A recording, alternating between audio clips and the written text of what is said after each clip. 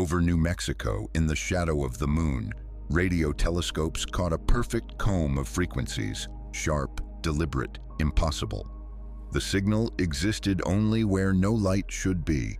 In that instant, it was clear. The moon was not silent. It was choosing when to answer. Northern New Mexico lay under a dry night sky, the kind that carried sound for miles and stretched stars across the desert air as if etched into glass. On the high plateau between Socorro and Albuquerque, the antennas of the radio array pointed upward with mechanical steadiness. The night was timed for a partial lunar eclipse, when Earth's shadow would pass across the moon and carve a moving crescent of darkness. At the control building, auxiliary receivers were already switched on. The expected data were simple: weak hiss from solar wind, random scatter through the ionosphere, the endless static map of invisible space. Across a wide table rested stacks of pale paper, reproductions of seismograms recorded decades earlier by Apollo missions. The thin black traces carried peculiar rhythms remembered by few outside the field. After impacts of jettisoned modules, the moon had rung like a bell, not in short jolts, but in lingering oscillations that decayed far too slowly for solid rock.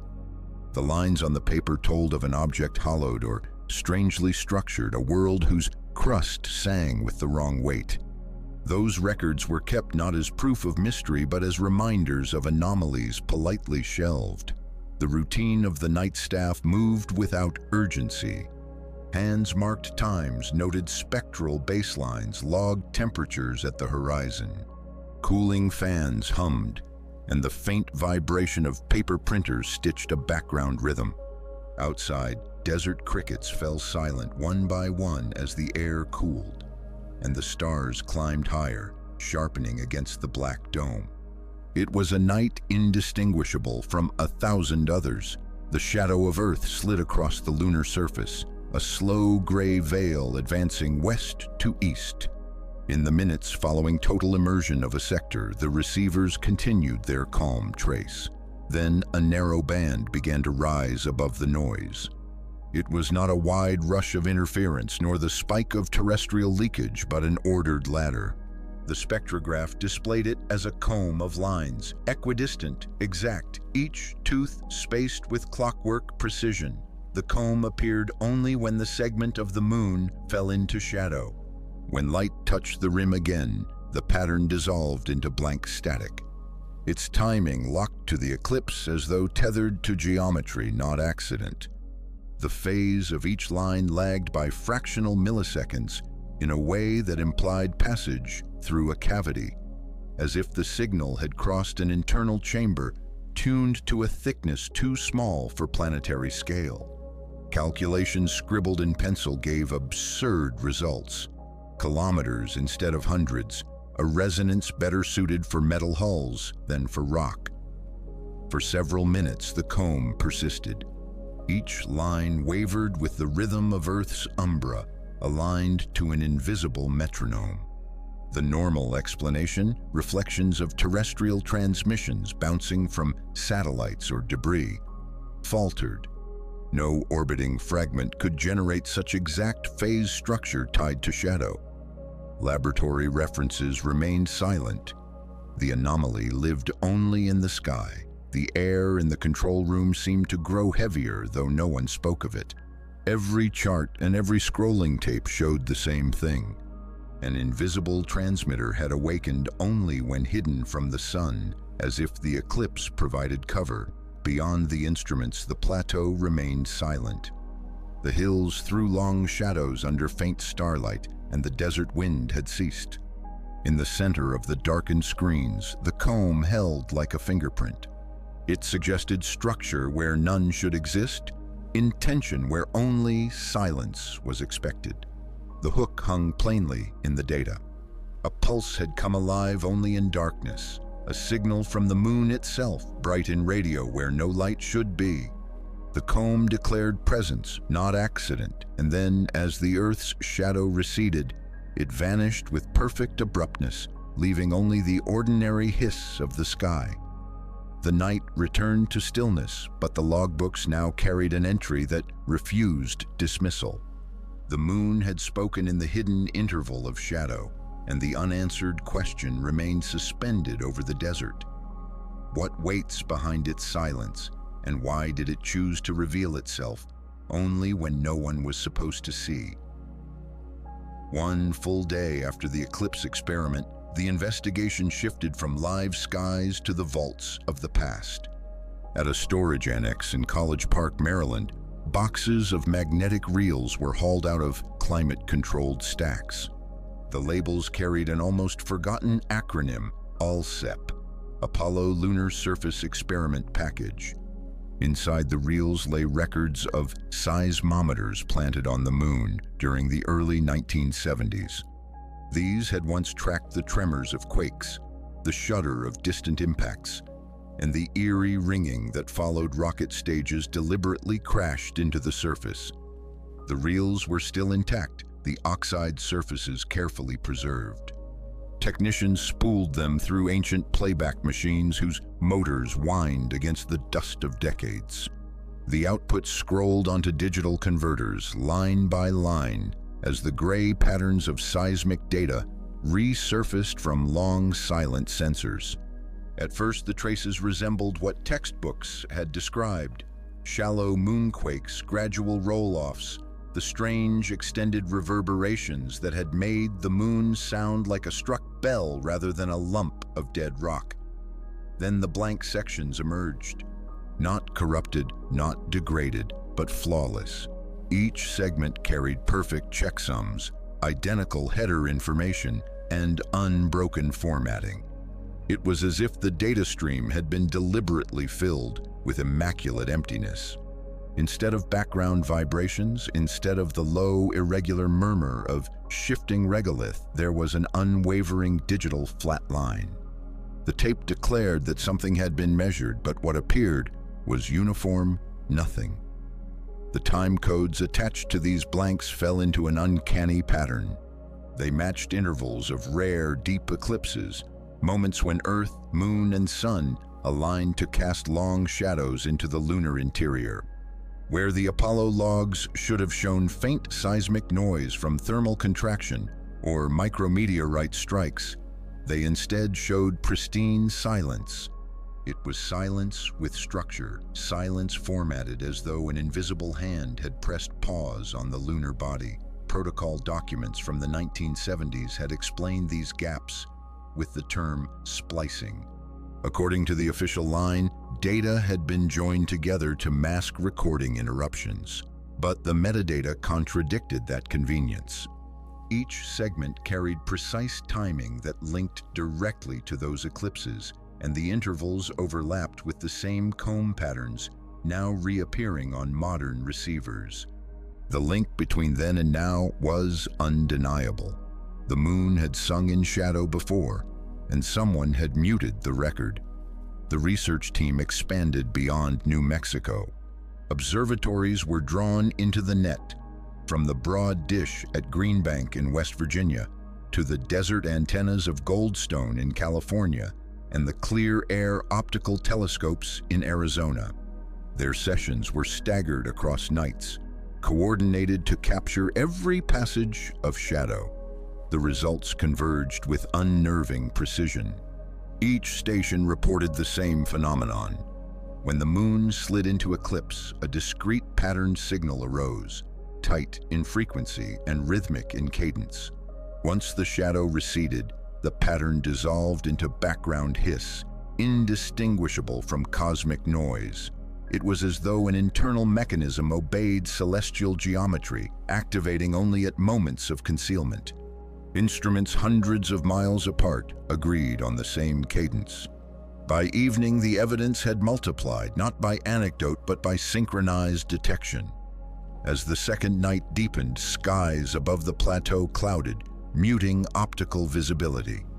Yet the radio channels did not care for clouds. They delivered a new anomaly. Instead of the spectral comb, the receivers captured a short burst, a spike sharp as an electronic click. The burst carried harmonic layers, as if multiple frequencies had fired in a compressed instant. Analysts compared it to the signature of an active transponder answering a ping. The suspicion could no longer be set aside. At Apache Point Observatory in New Mexico, routine laser ranging continued as always. High-power pulses of light were aimed at retroreflectors planted by Apollo astronauts. The returning photons, after bouncing from fused glass prisms, normally required a fixed time. Every delay was mapped and no deviations were tolerated. That night, the return arrived too soon. Milliseconds earlier than calculation, a faint echo came back. It was not brighter, not distorted, but unmistakably shifted ahead of schedule. The system logged it automatically, flagging the anomaly as a pre-echo. According to geometry, light could not have made the trip in less time. Unless, within the prism array resting in the high valley of the Apennines, a second path had been created, a channel bypassing the expected reflection. Engineers reviewed equipment status. No faults appeared.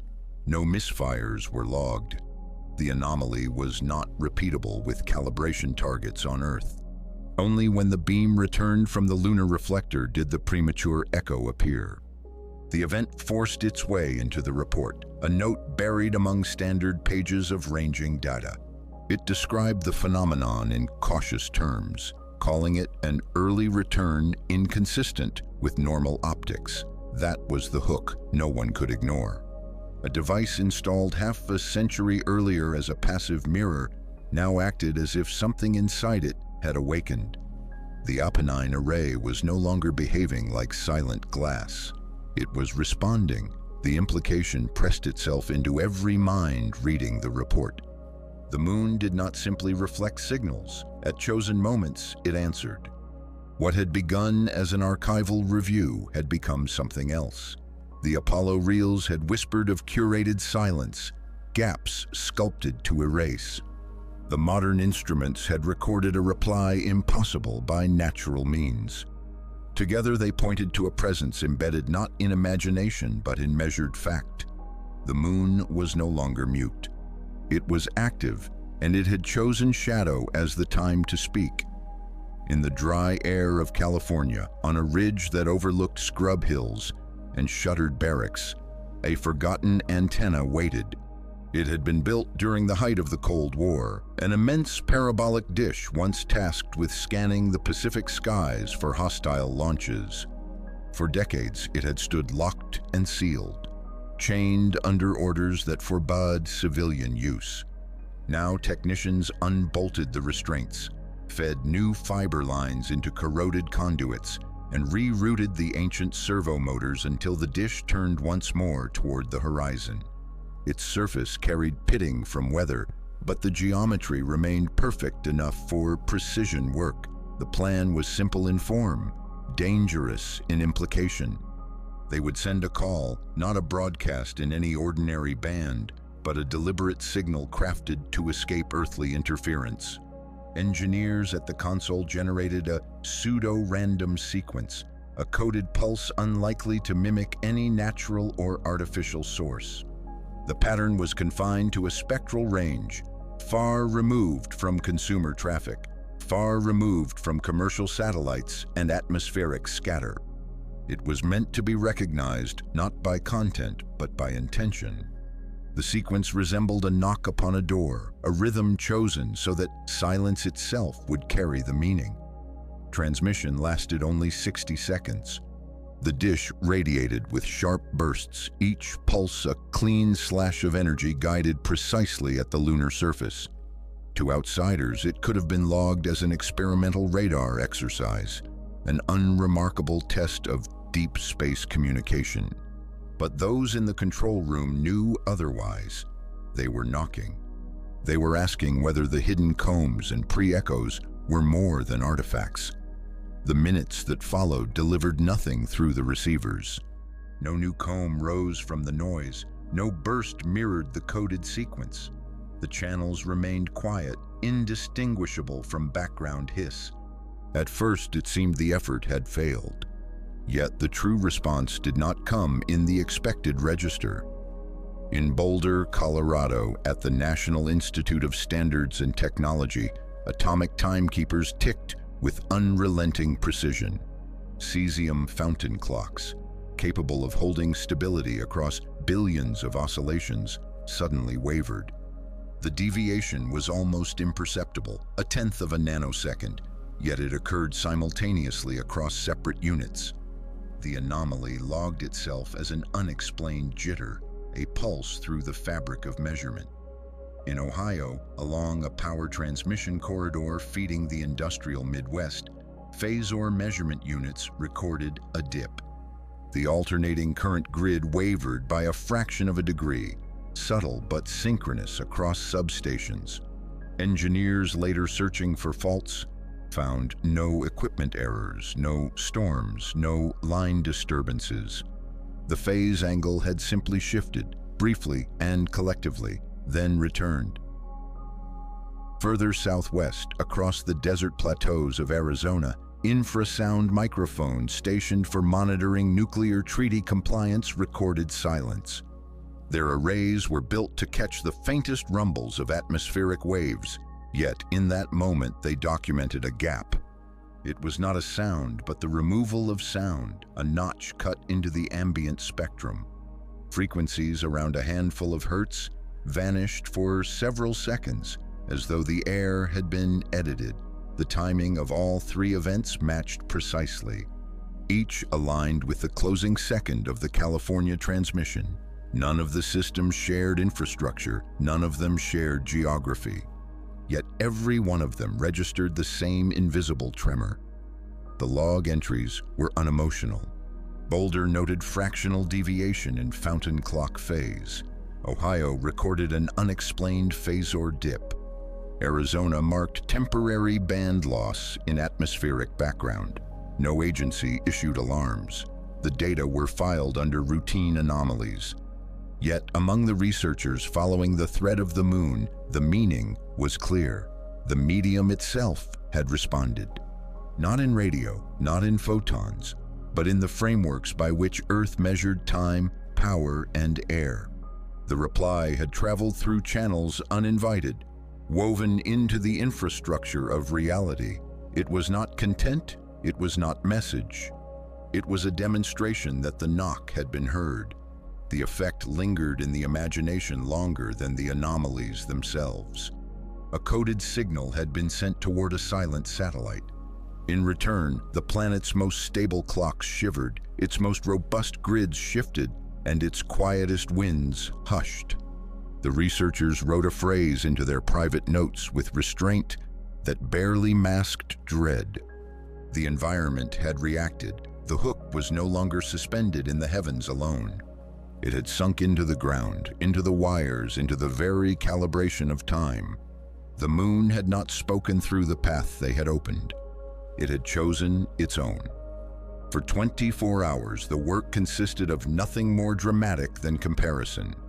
Teams gathered in small rooms, cross-checking datasets that had been archived for years.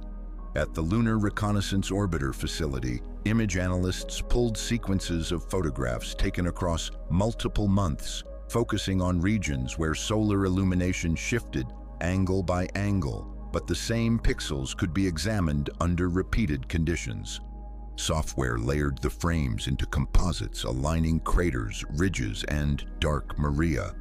It was in one of those composites, set along the ocean of storms, that something anomalous appeared. The Aristarchus Plateau, long known for its brightness, displayed a signature that did not belong to dust or rock. When the solar angle slid shallow, the reflectance rose in a neat step. It was not gradual like scattering across fine regolith. It was abrupt, clean, like a lamp behind frosted glass being switched on. The slope of the curve was too precise for geology. Analysts tagged the pixel cluster red and attached a notation. Thin albedo step inconsistent with surface texture.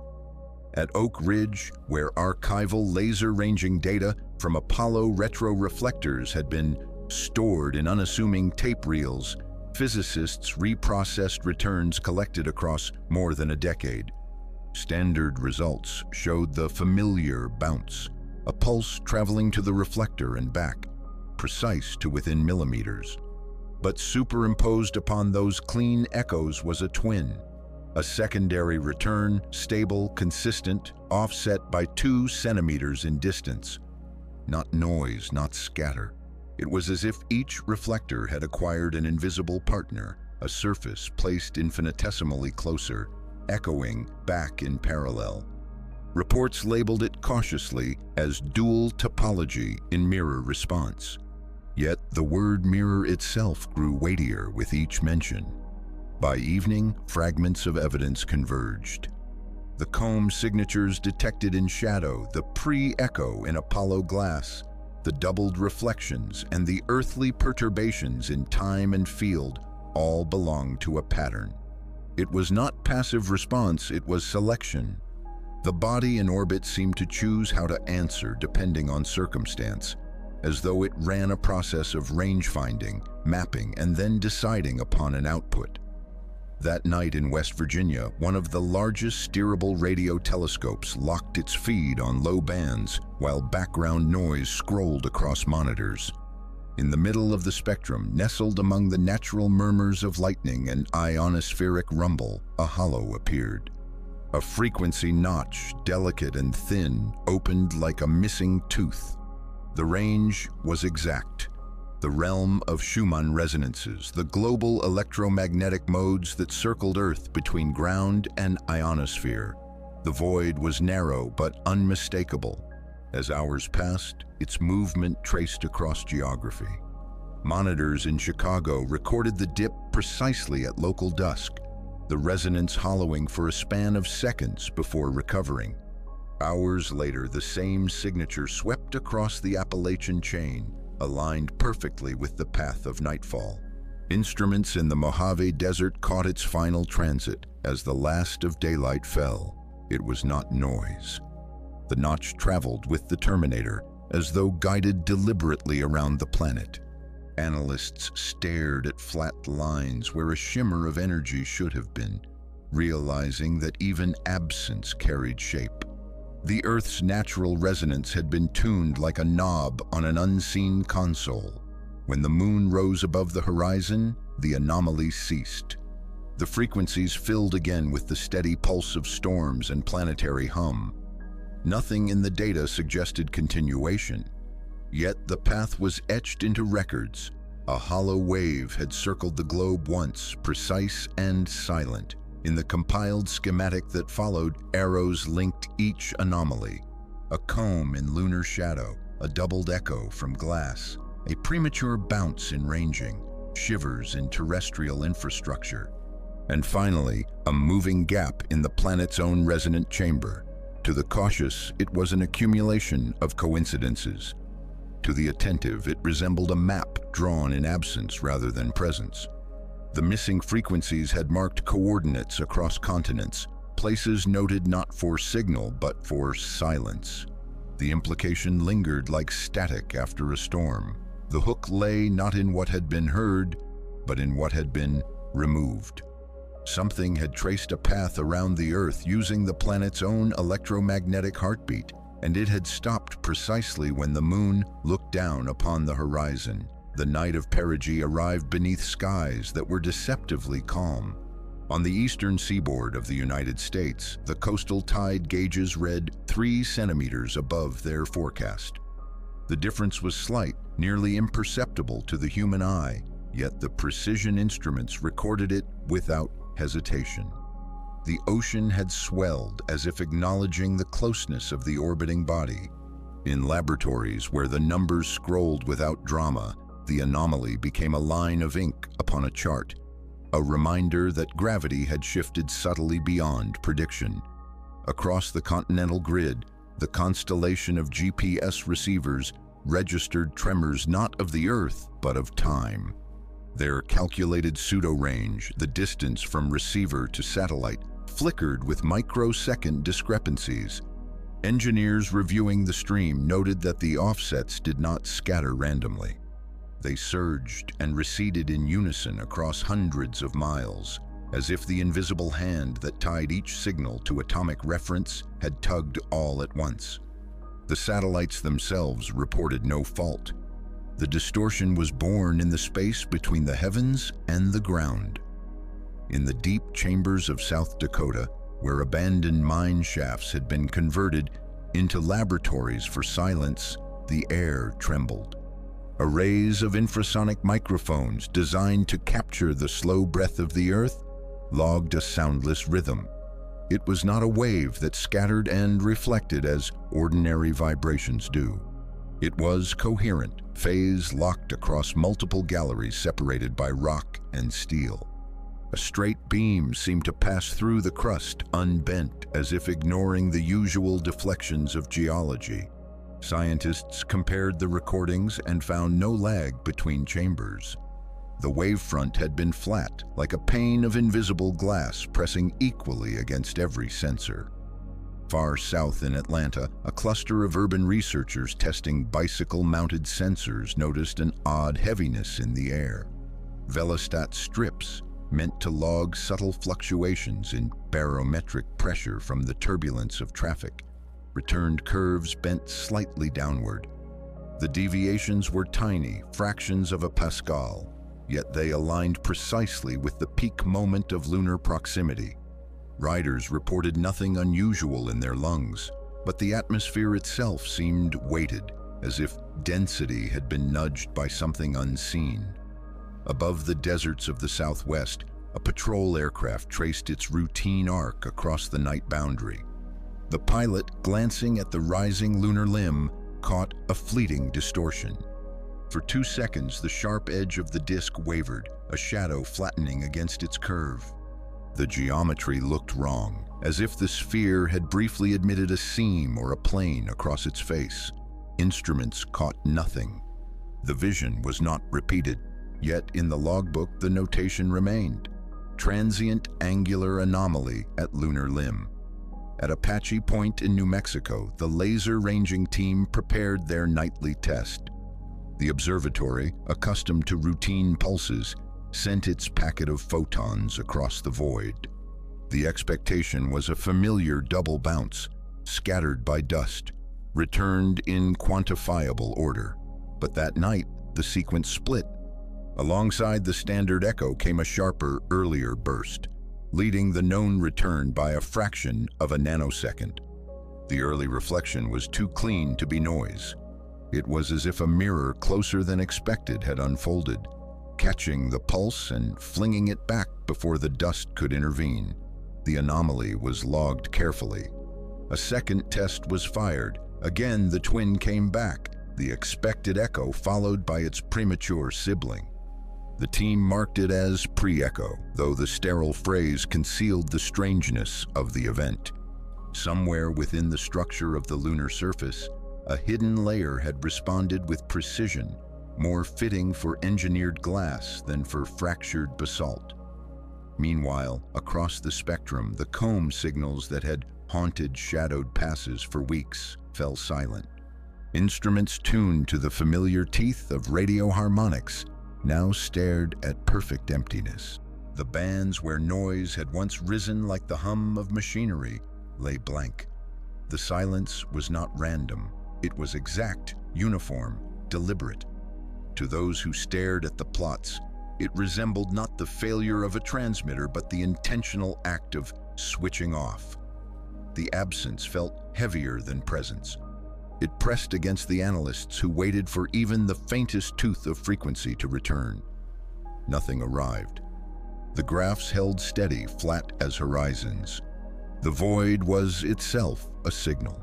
In the minutes surrounding the closest approach, the anomalies converged like threads woven into one knot. Tides swollen beyond forecast, time faltering in satellite grids, infrasound drilling straight through the earth, air weighted across a city, a shadow distorting the lunar rim, an echo that should not have existed, and then silence across every band. The conclusion was not spoken, but it resided in the data. The body above had altered its state. Something within its bulk had shifted alignment, replacing randomness with intention.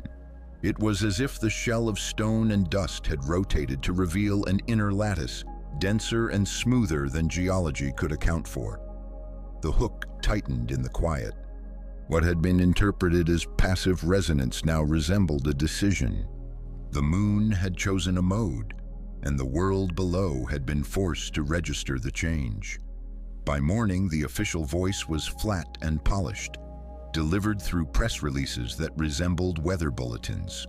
Statements reassured the public that anomalies fell within natural variation, that the stability of lunar laser returns remained confirmed, and that radio interference was insignificant. Words had been trimmed of substance, leaving only neutrality.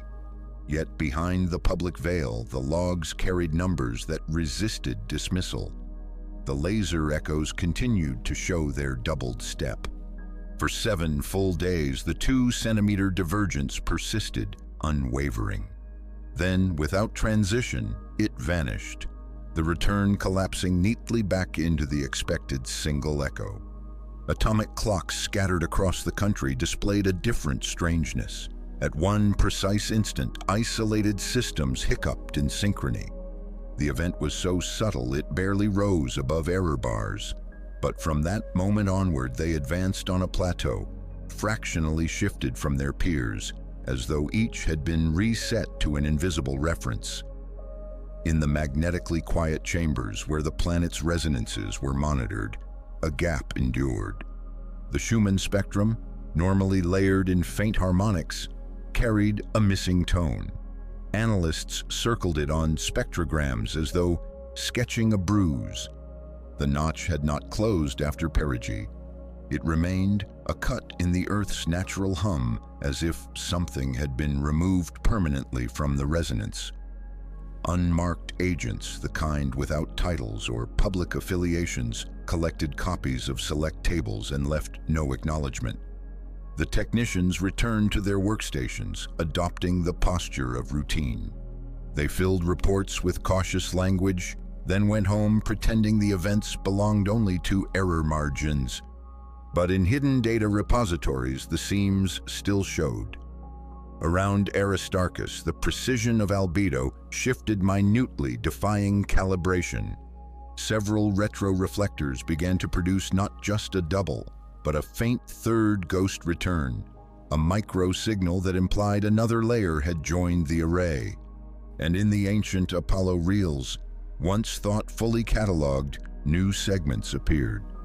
They carried flawless checksums and identical headers, but contained nothing except uniform emptiness, aligned exactly to the hours when terrestrial laboratories had lost power.